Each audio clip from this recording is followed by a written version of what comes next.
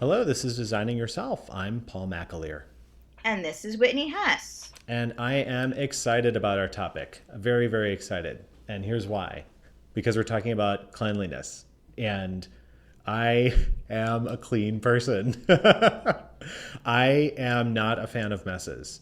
And so this has been so hard for me to deal with, generally speaking. The idea of things being in a chaotic or messy state, that is something I have really struggled with for my entire life. My entire life. I'm not sure exactly when the idea of needing to be neat and orderly and clean kind of came into me and who I am, but it's been there for a very, very long time, probably since I was a kid, honestly. And there are some parts of it that I really enjoyed, like knowing where stuff was. Like that was super important to me even as a kid, and almost to a point where I didn't necessarily want people moving my stuff. There's that book, Who Moved My Cheese? Well, I trust that at least one point I actually said that as kind of a joke that nobody got. Because I'm sure somebody did move my cheese at some point. That happens. But at that time, it was such a big part of me too. When I was younger, just this whole idea of this is the order of stuff, and this is the order of my day, and this is my routine. And some of that definitely played into how I kept my space neat and orderly. And even to this day, my desk at work and my desk at home, those things are very, very neat spaces. Like I know where I like to have my stuff. And sometimes I geek out about having my, my computer lined up with my notebook and my phone on my desk next to each other. Like I silently geek out over that and enjoy that. Wow. These things are orderly. Yeah. It's just a little thing that I really like having things lined up. Now there are definitely times, like I'm looking at my desk right now where I'm sitting and things are kind of a hot mess because I've got a bag on the table, I've got stuff around, but I also know it's temporary. Like I'm not going to leave it like this for the long term, and that gives me a little comfort. But generally speaking, when it comes to neatness, I like order, and I like the way things can be organized. So yes, it makes sense that I do UX and IA work, right? I mean, that totally plays into it as well, and having that kind of order. So that all said, the tough part for me has been, getting to a place of accepting that messiness. And honestly, some of it came with having a kid.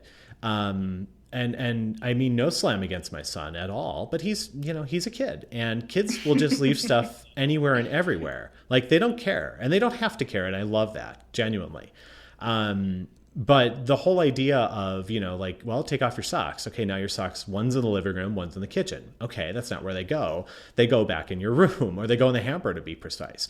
Letting him be able to explore and just kind of, kick off his socks, whatever, who cares, versus the idea of, no, that's not where it goes.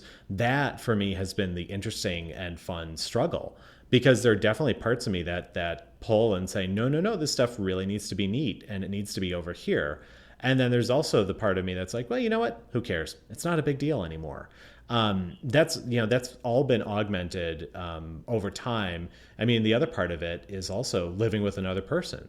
Like when my wife and I first moved in with each other when we were dating, there's the whole idea of like getting used to the way a person is when you live with them, and where they and how they have their days, and then how they just put stuff away or don't put stuff away. And over time, that's been something that my wife and I have talked about quite a bit. And we've gotten to a very good place with it. I think overall, she knows that I tend to be neater than her, and I know she's a little messier, and that's totally fine. I mean, we work well together, and that's what matters most. But I am definitely a neat person. I like that order.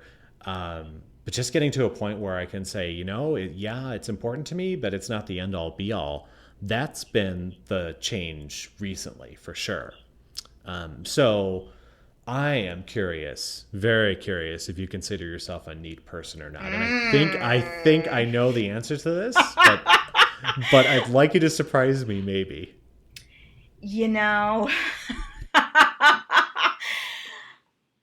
I consider myself a clean person. Wait, I consider myself a neat person, but not a clean person. Here's how I differentiate. Wait, am I neat or clean? No, I'm clean, not neat. See, I don't even know my own definition. I consider myself clean, but not neat. Yeah. Maybe we should pause for a second. I mean, cleanliness, and that's kind of what we're talking about, generally speaking. I mean, to me, there is, you touch on, there is a subtle difference between cleanliness and neatness. And I consider myself to be neat and clean. And the clean part is, the clean part involves yourself and taking care of yourself as well as your space. But that, I mean, and then the neatness is more about organization. So maybe that's just a clarifier as Yes. you kind of dive in. Thank you. So I consider myself to be clean but not neat. I think I'm neat, like in the 1950s slang word kind of way. Yeah, for you, pretty neat. I do agree. think I'm neat. Thank Yes. you. But when it comes to belongings and environment and things of that nature, no, for a couple reasons. One, I work alone, so my office can be whatever it is, and no one ever sees it, and I am just fine with that. I have a good deal of papers because I run my own business and I have to keep records, and maybe if I was full-time employed, I wouldn't have this stuff, so maybe I would be neater, but that's just an excuse. Um, I'm on the go a lot. I don't have a regular schedule. So I'm not in this space. I'm in my office right now, which is a space that I rent off the boat, um, right on a beautiful beach. And I'm very happy to have it. But I'm not in this space all the time. And I'm not here even on certain days of the week. It's really irregular. So don't, I don't make it a priority to keep it neat. And on the boat, our mantra is messy, not dirty. So we have a very small living space. I mean, our actual living space is probably less than 200 square feet. And we have very limited storage space in general, even though we have way more storage space than most 37-foot boats. We still have significantly less storage space than anyone I know who lives in a home, even in a small studio. So there are times when things just have to lay out because the effort that is involved in putting it away, either in finding the space or because storage spaces on a boat can be somewhat arduous to get to, believe it or not. It's like, it's an effort to put the thing away and take it out. Sometimes it just sits on the nav station, which is the desk, or sometimes it just sits on the settee, which is the couch. And, it's not all that pretty, and it can be clutter, but we are very, very stringent around not being dirty.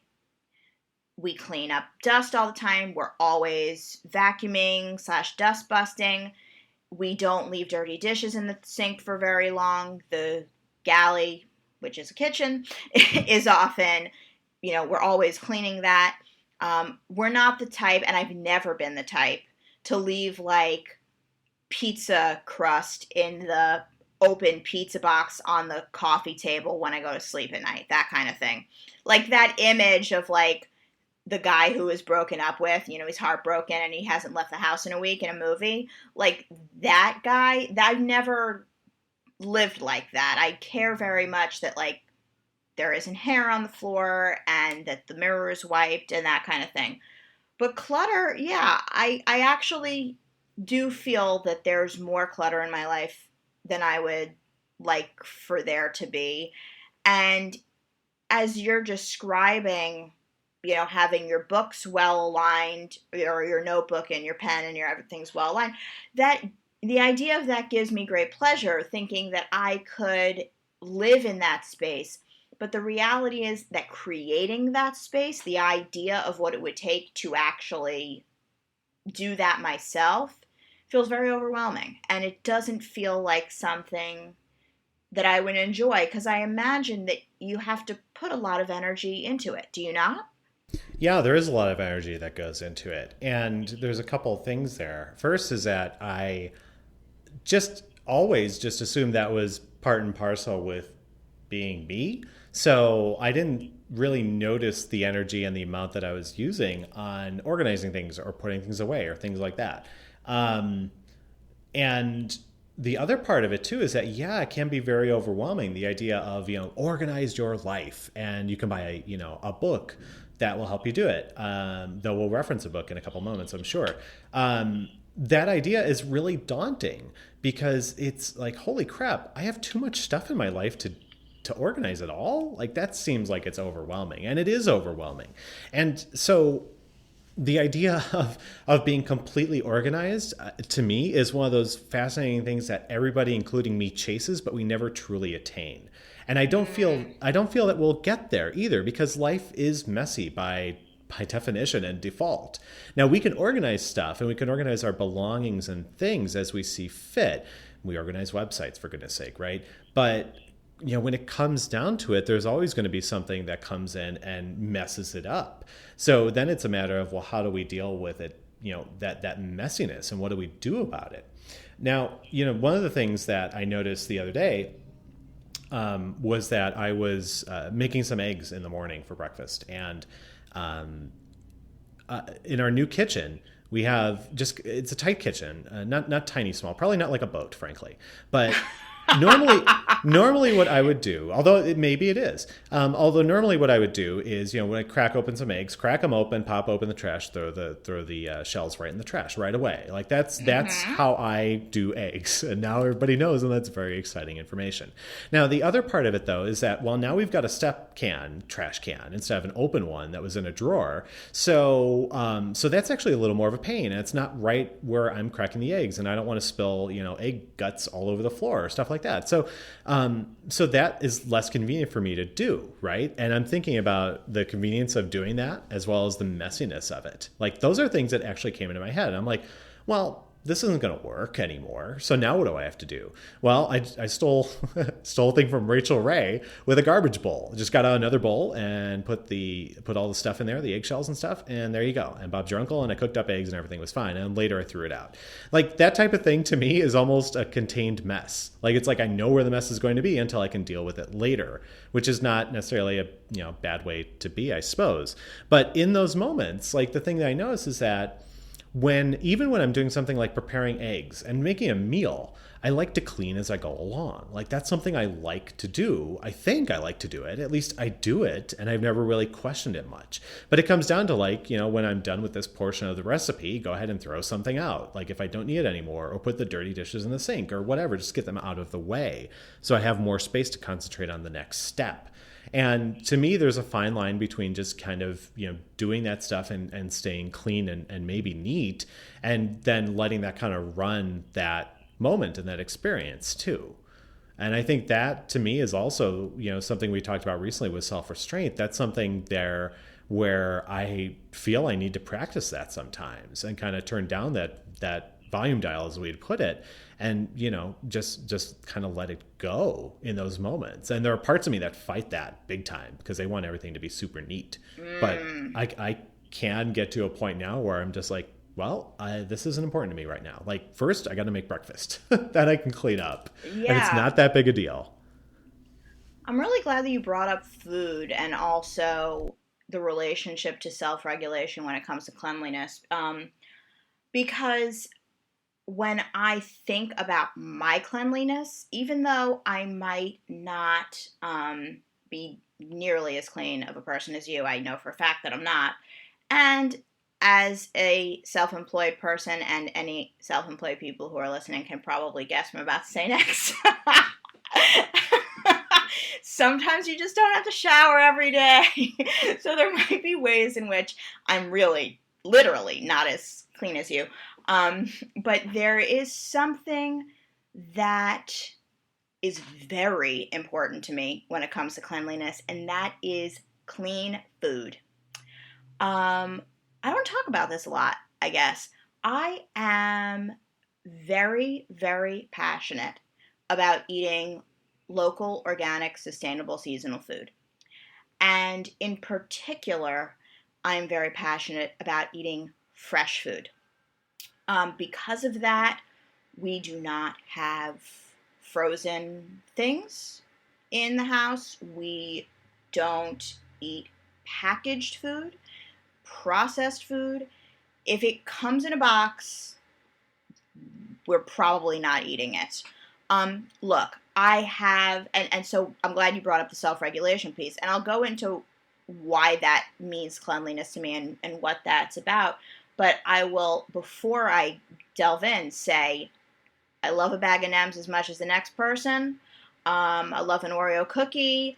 I love a pint of ice cream. I have all those same, food cravings. And yes, there are times in which I indulge, and I have certainly not always had the best diet, and I'm a sugar and carboholic to the extreme.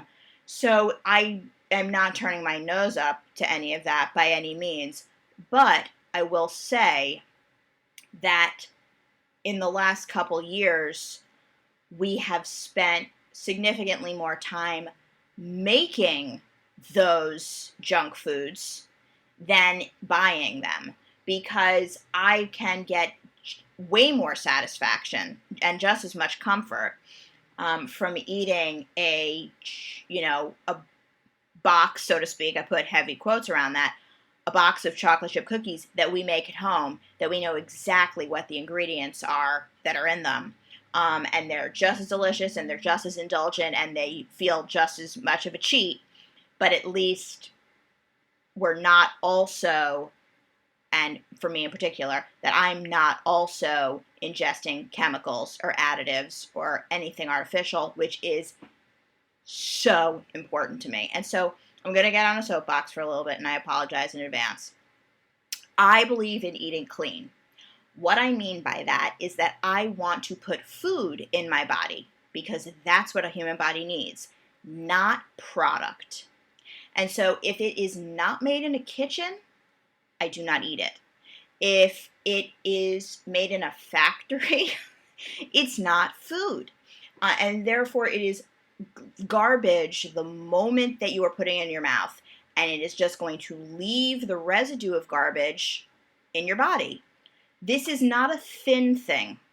I am far from thin, and there are probably plenty of other ways in which I'm not healthy, because I do have things with sugar, I do have things with salt and wheat and all of that, but at least it isn't unpronounceable ingredients that you would never find in a pantry.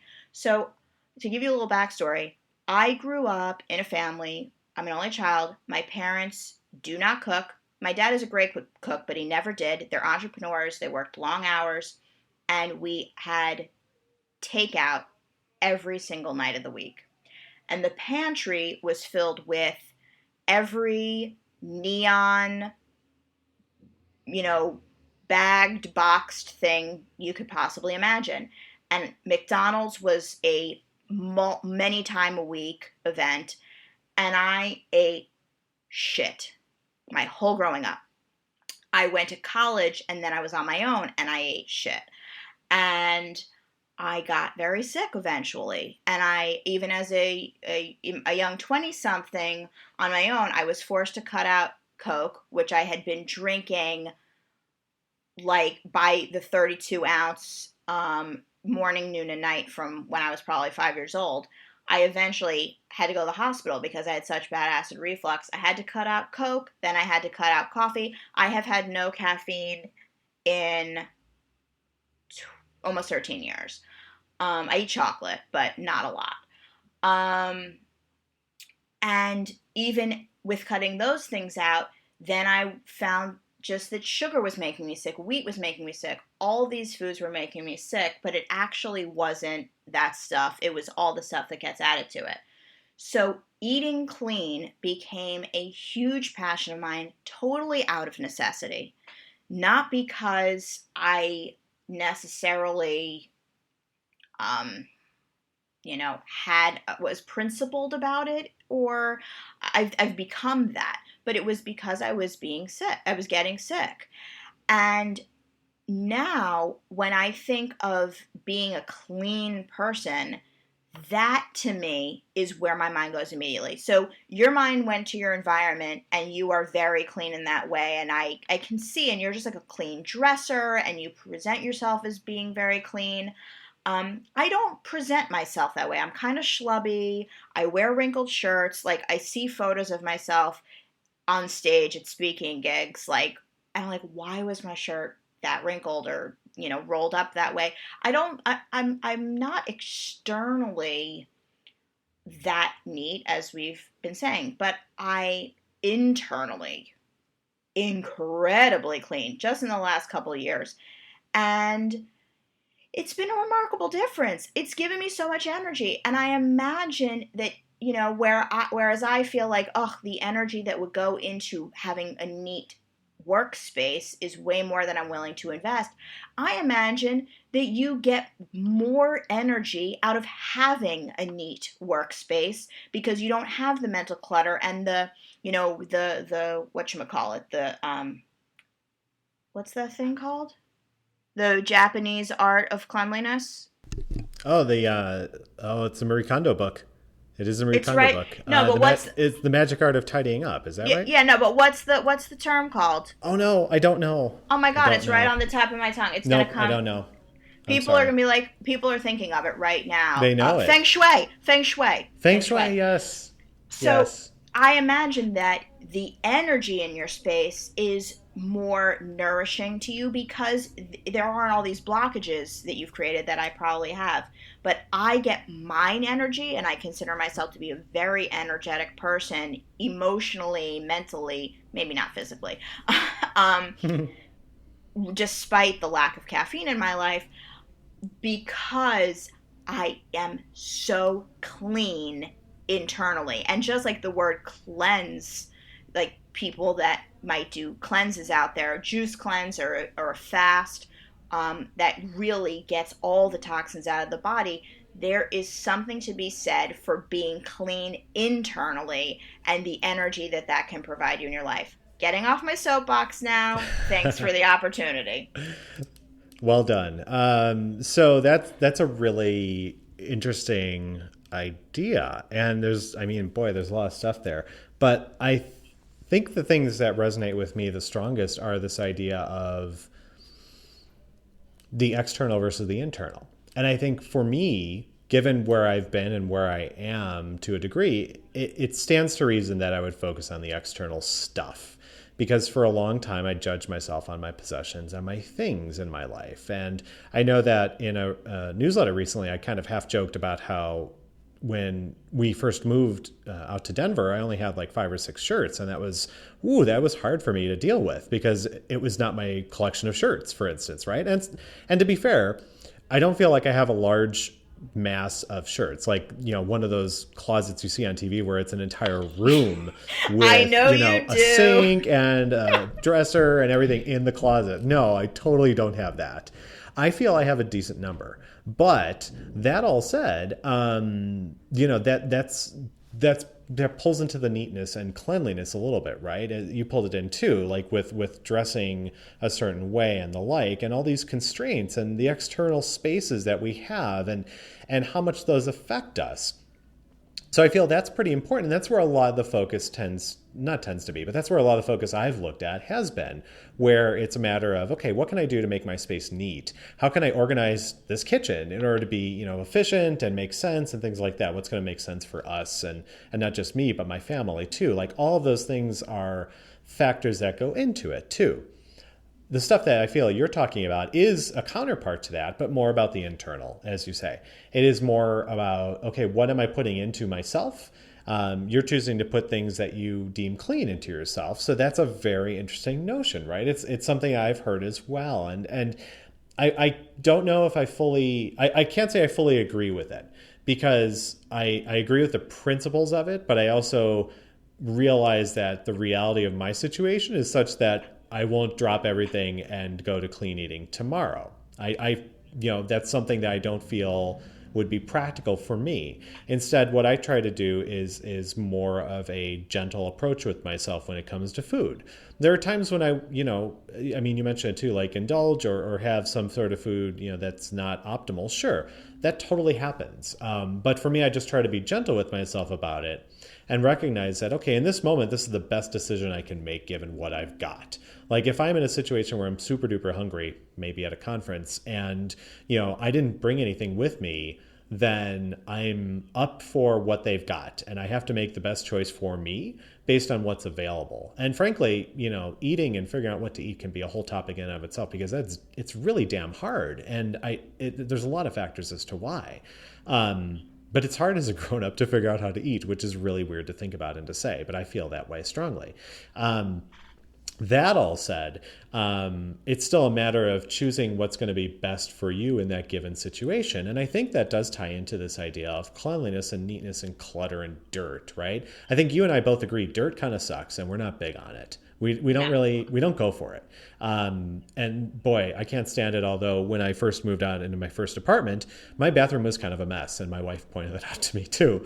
Even though I like to be neat and clean, it's like, well, have you looked at the corners of your bathroom? Because they're really bad. And I really hadn't. And it was like, oh my gosh, this is bad. So that all said, yes, we agree on that. And I think when it comes to the cleanliness stuff too, that goes with it as well. When it comes to neatness, it's just a matter of where you want to spend your energy, right? Recognizing that we have limited energy. We can only put so much in each place if we want to. We can do both, but one might get a little more of our attention sometimes. The other might get some more other times as well. And right now I'm still very much in a place where I have been throughout much of my life thinking about the external space. That may flip to the internal a little more, and in fact, some of it has, and just being more aware of what I'm eating and how my body reacts to food and how how that all comes in to me.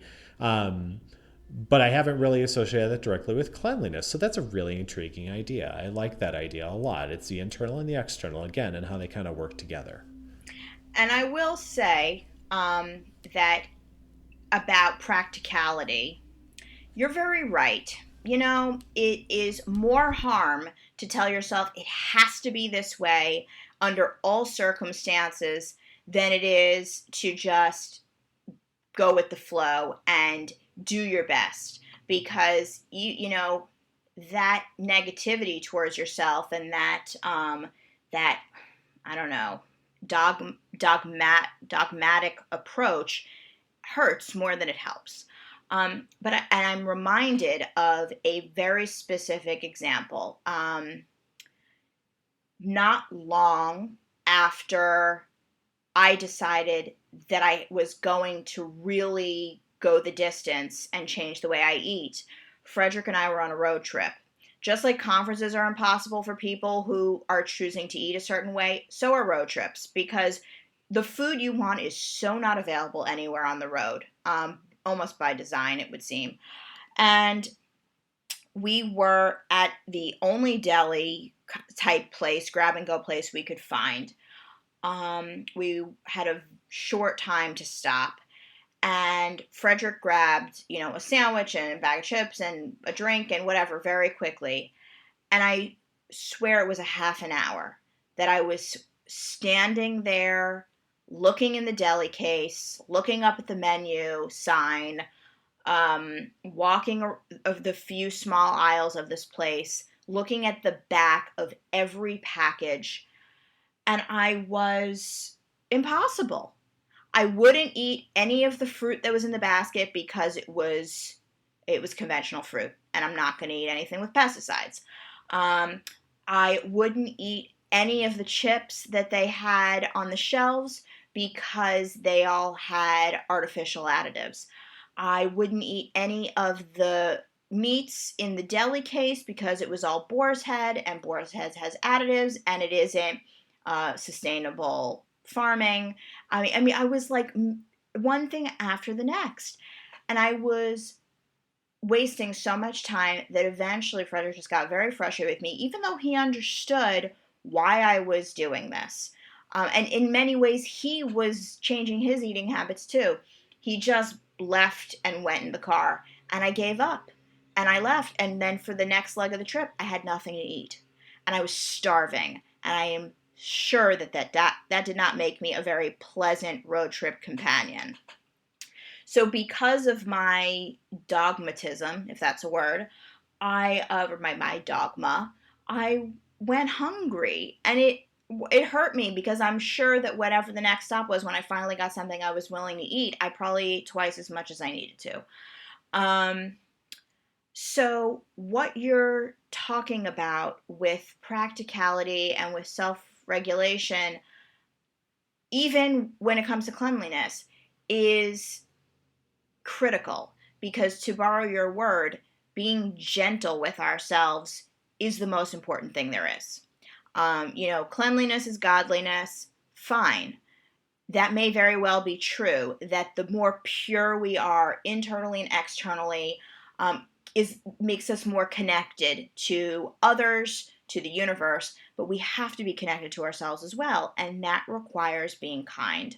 So, there's something that's so critical about taking all of this as lightly as we can, realizing that it is important for our energy level, it is important for our relationships with others, for our productivity, when it comes to body cleanliness. It's important for our hygiene. It's important for our health and our wellness.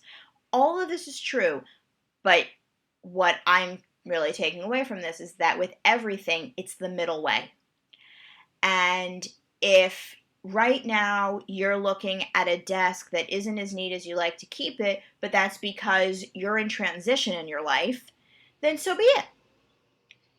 And I think that's it sounds to me like that's what you're realizing. So be it. It'll get neat once it needs to be. For now, it is what it is. And if you spend too much energy being negative about it or wishing it were another way, you're giving away, what you have to use on something else. And that there has to be a middle ground in the approach that we take for all of this stuff.